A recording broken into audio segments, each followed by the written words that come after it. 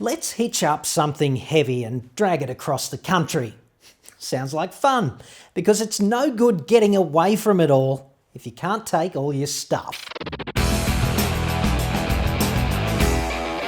Hell is a place where you drive everywhere towing a caravan. At least it is for me. And yet, perversely for others, towing a van is paradise.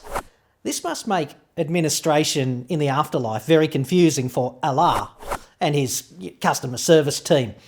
Still, how else would you get all the virgins from A to B?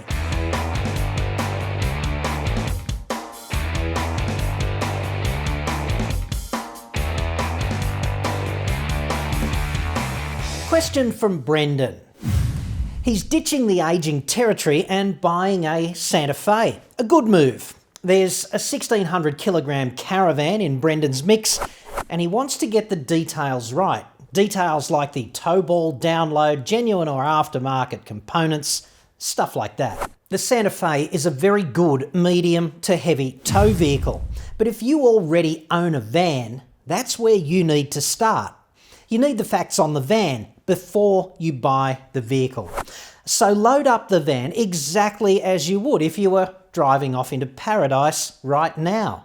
Jam in the virgins and whatever else. Take it to the local weighbridge, unhitch and measure the tow weight. And then hitch it back up and drive just the van onto the weighbridge. And you subtract that weight from the total weight, and that gives you the TOWBALL download. The Santa Fe has a standard TOWBALL download limit of 100 kilos. And if you fit Hyundai's genuine load assist kit, basically a new set of rear springs and, with a wax and a blow dry, that ups the capacity to 150 kilograms. Maybe while you're there at the weighbridge getting the download measured, it might be possible to reposition some movable items inside the van to tweak the download to 150 kilos or less, if it's close. That's what you want, but you'll never know if you don't measure it. And guessing is crazy, unless you've got really strange mental powers, from being hit on the head by that meteor all those years ago at Roswell. So the load limits for towing are set by the car maker. Now, I'd be steering clear of any crackpot aftermarket claims that you can increase this to 200 kilos or whatever with a tow bar from Heyman Reese or some other provider. Anyone who says you can do that is simply bullshitting you, and they're setting you up for a fall if anything goes wrong. These load limits are static loads. They're not moving. They're used for specifications because they're easy to measure.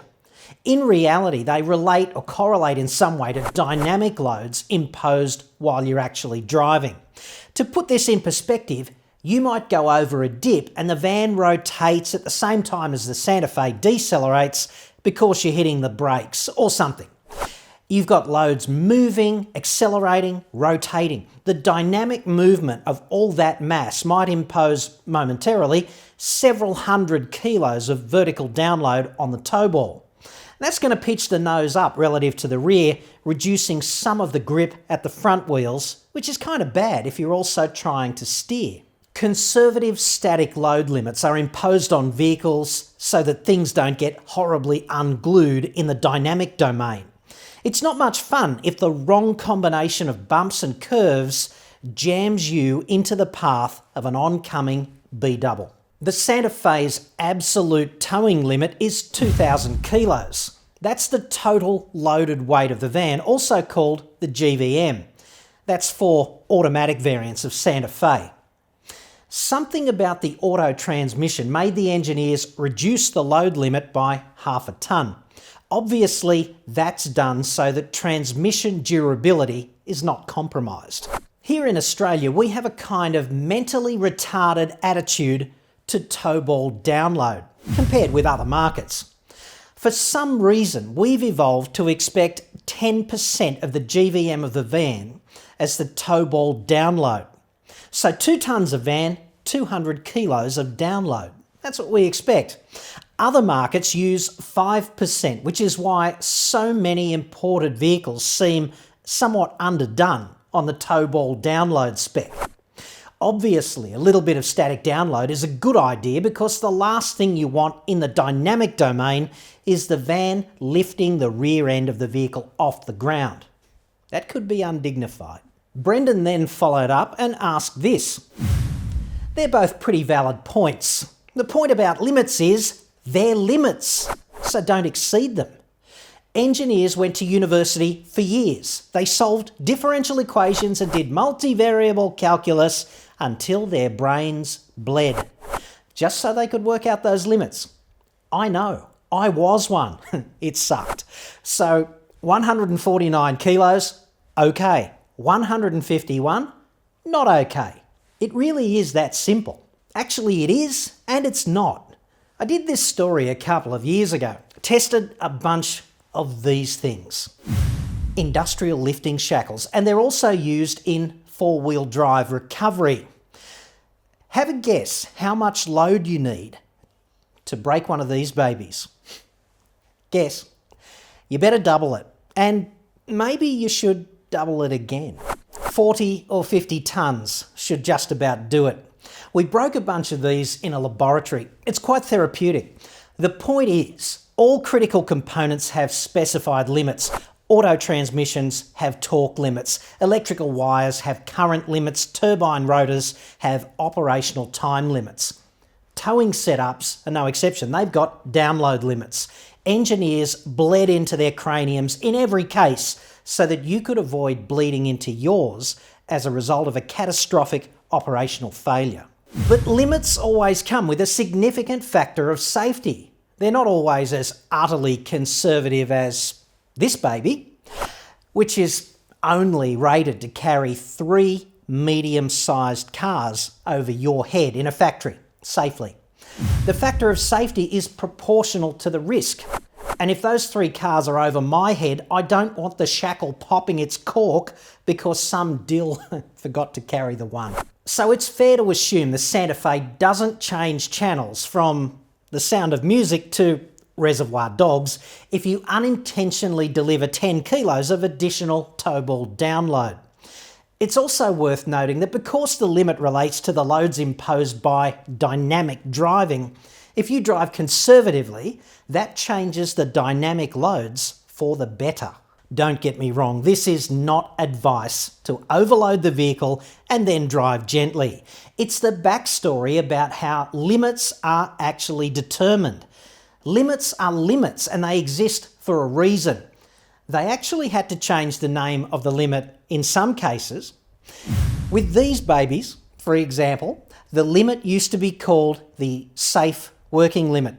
But some dickheads decided it was okay to be just a little bit unsafe. So now they're called working load limits, unequivocally. On the issue of load levelers and non-genuine towing components more broadly, my strong advice here is to do what the manufacturer says and only use the genuine parts. Genuine tow bar, genuine load assist kit. Don't use a load leveler if Hyundai or whoever else recommends they not be used. If there's no advice either way on load levelers, have a look at the load leveler's operational specs and make sure you conform to them. Here's why I'm such a keen advocate of the genuine bits. Several years ago, I was retained as a consultant by a car company, and contractually I can't name them, but it was not Hyundai or Kia. My mission was to investigate a complaint, and this customer had gone off-roading in an SUV and it had gotten hung up at the rear on a rock shelf hanging from the tow bar. This incident bent the roof because with unitary construction the body carries the loads because there's no separate chassis. That's a very expensive problem to fix, potentially. Anyway, the guy had a non-genuine tow bar fitted, and the company's position ultimately was that the vehicle damaged itself by getting hung up on a non-genuine accessory. And as far as the company was concerned, it wasn't their problem, even though the non-genuine and genuine tow bars were incredibly close geometrically. And that's how it played out. So I'm really just overlaying Brendan's situation on this one. And I'm not saying he might go off-road and bend the roof. that's highly unlikely. What I am saying is, if you load up the Virgins and trek across paradise, knowingly with a tow ball weight of 200 kilos and some non-genuine bits and pieces installed, and there's any kind of consequential problem, you're going to be fighting this massive uphill battle if you want the car company to look after it free of charge. The car company might conceivably claim you misused the vehicle. And you know what? They'd have a point. An expensive one. But if you're operating within the specs, and in Brendan's case using Hyundai's own approved towing accessories and not doing anything specifically that they said don't do, then things are going to go much more smoothly on the problem resolution front if there is one. And here's the other thing, it's pretty cheap to roll the genuine tow bar and the load assist kit into the finance. It's only going to cost you something like $5 a week extra. Sticking to the specifications and conforming to the manufacturer's requirements is about risk management just as much as it relates to safety. If you've got some additional towing advice or experience, I'd love to hear it. I'd appreciate you letting me know, and you can contact me online anytime at the website autoexpert.com.au. I can also help you save thousands buying the right tow vehicle as well. Ask me how at the website. Don't forget to like this video and subscribe for regular updates. Leave a comment below. Let me know what you think. I'm John Cadogan. Thanks for watching.